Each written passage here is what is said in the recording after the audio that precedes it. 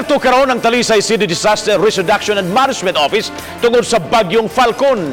Kabaybayonan og dagkong kasapaan, gibantayan sa taga-disaster office aron masiguro ang kaluwas sa publiko.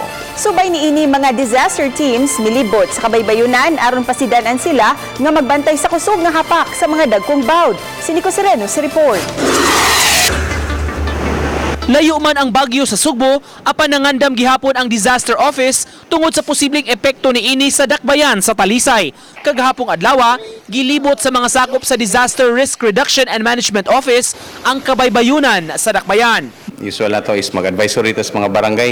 Now we go on phone brigade, no, mag-advisory nila, and then we ask for the readiness, no. Matod ni Alvin Santillana, hepe sa Disaster Risk Reduction and Management Office, nga gusto sila nga masiguro bisan layo ang bagyo dinhi sa Sugbo.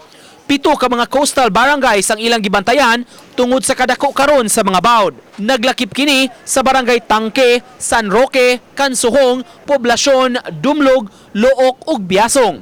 Gibantayan sab sa disaster office ang mga flood-prone areas nga sagad bahaan kung mubundak ang kusog nga uwan. Naglakip kini sa barangay Tabunok, Lagtang, San Isidro, Lawaan Dos ug Biasong. Pinaka grabe yun nato nga bantayanan is ang flooding. Kay naamang gutay Mananga River and then Bulacau River, which is naapoy mga namuyo din ha. Uban ni Marlon Melgazo, Nico Sereno, Balitang Bisdak.